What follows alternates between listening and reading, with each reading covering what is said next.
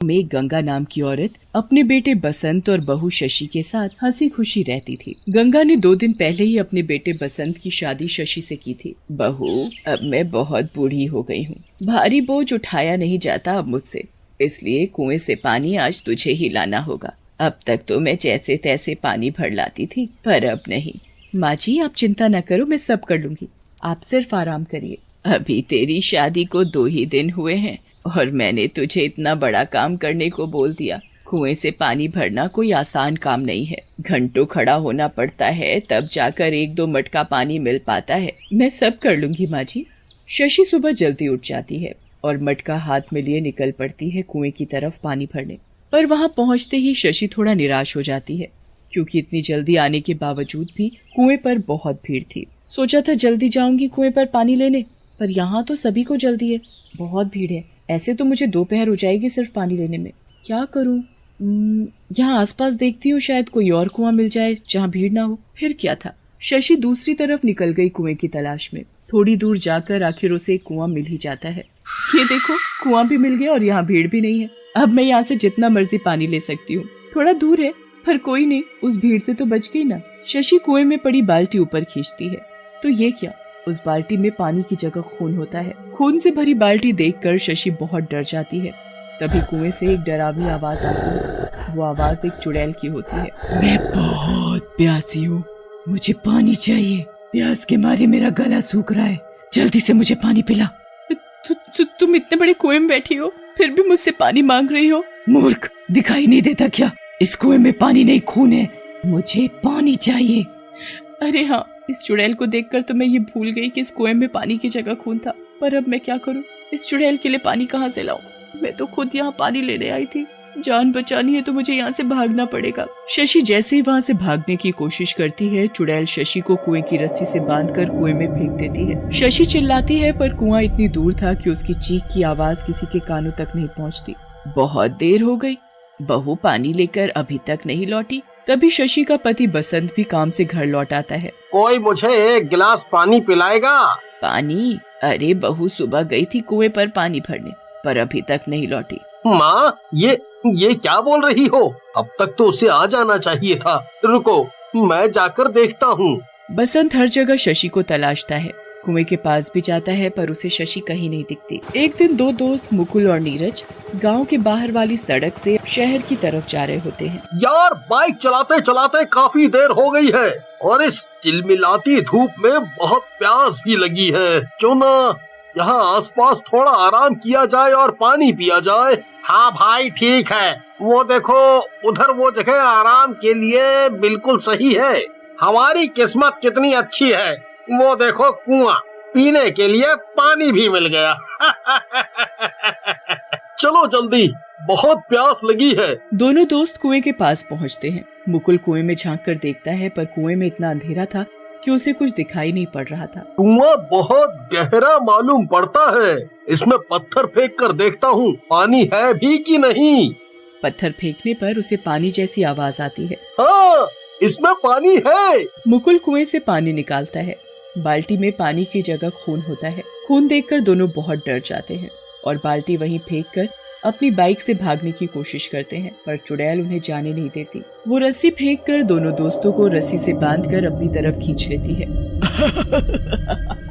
यार नीरज, ये तो चुड़ैल है, अब हमें ये नहीं छोड़ेगी। एक शर्त पर मैं तुम्हें जाने दूंगी। हमें तुम्हारी हर शर्त मंजूर है, जल्दी बताओ क्या शर्त है।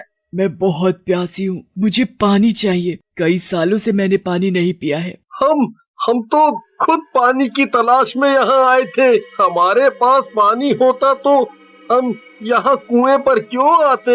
मुझे गुस्सा मत दिला, इंसानों का खून पीने से मेरी प्यास नहीं मिटती, मुझे पानी चाहिए अभी। हमारे पास कोई पानी नहीं है, अगर तुम हमें छोड़ दोगी तो हम अभी तुम्हारे लिए ढेर सारा पानी ले आएंगे। नीरज के इतना बोलते ही चुड़ैल दोनों दोस्तों को कुएं में फेंक देती है और खुद भी वापस कुएं में चली जाती है। आज गांव में सरपंच की बेटी की शादी है। चलो चलो चलो, जल्दी करो, जल्दी जल्दी ये काम निपटाओ। पता है ना, आज सरपंच जी की बेटी की शादी है।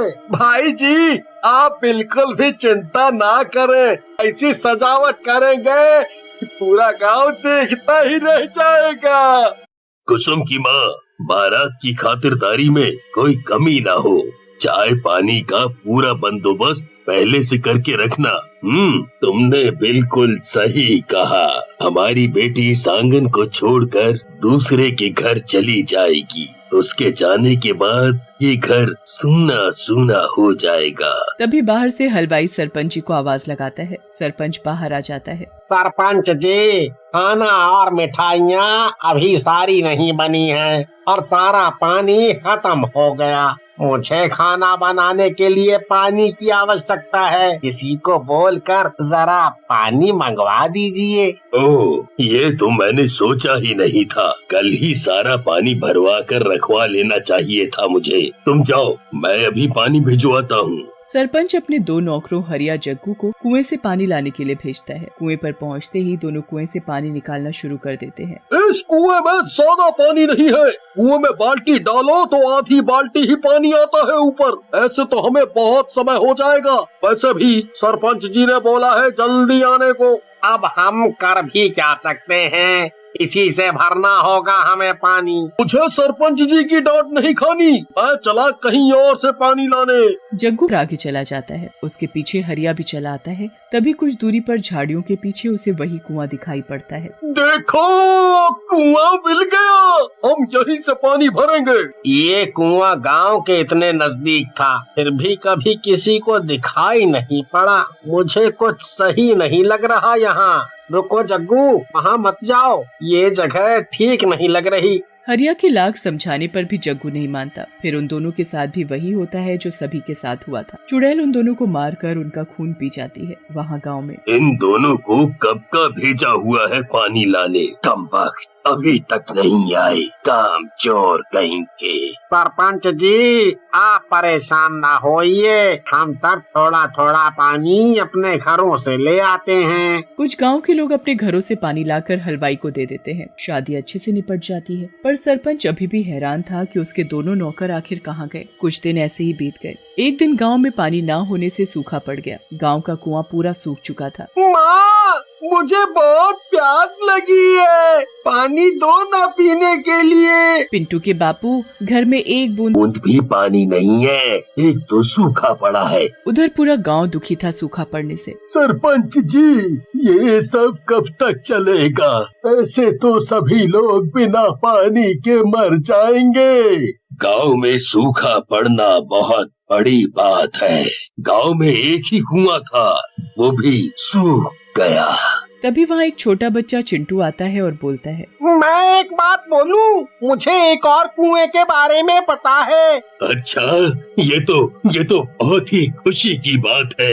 फिर देर किस बात की? चलो सब उस कुएं के पास चलकर देखें तो सही, उसमें पानी है भी कि नहीं। पूरा गांव अपने हाथों में मटका उठाए उस कुएं के पास पहुंचते हैं। यही है वो कुआं जिसकी मैं बात कर रहा था। पहले देख लो कुएं में पानी है कि नहीं, फिर कुएं से बारी बारी पानी भरना शुरू करो। जैसे ही गांव का आदमी कुएं से बाल्टी भरकर निकालता है तो खून से भरी बाल्टी देख वो उसे फेंककर पीछे हट जाता है। तभी चुड़ैल कुएं से बाहर आ जाती है। मैं बहुत प्यासी हूँ, मुझे पानी चाहिए। तुम सबके हाथों में जो मटके हैं उसमें पानी है तो मुझे जल्दी पानी पिलाओ। ऐ चुड़ैल, तू कुएं में रहकर भी प्यासी है, फिर हमसे पानी क्यों मांग रही है? हमारे पास पानी नहीं है, गांव में सूखा पड़ा है। पानी नहीं है, ठीक है, फिर मैं तुम लोगों के खून से ही अपनी प्यास बुझा लूंगी। तभी वहाँ एक तपस्वी आता दिखाई देता है। क्या मुझे थोड़ा पानी मिलेगा पीने के लिए? आजा, तू भी आजा, तेरा भी मैं खून पीऊंगी। गांव वाले तपस्वी को चुड़ैल के बारे में सब बता देते हैं। तूने अपनी प्यास बुझाने के लिए कितने लोगों को मार डाला, इसका दंड मैं तुझे जरूर दूंगा। तपस्वी के मंत्रों का चुड़ैल पर कोई असर नहीं होता। मुझे मालूम हो गया है कि तेरा अंत कैसे होगा। हे ऊपर वाले, मदद कर, इन मासूम गांव वालों पर मदद कर। तभी बादलों में जोर जोर से गड़गड़ाहट होती है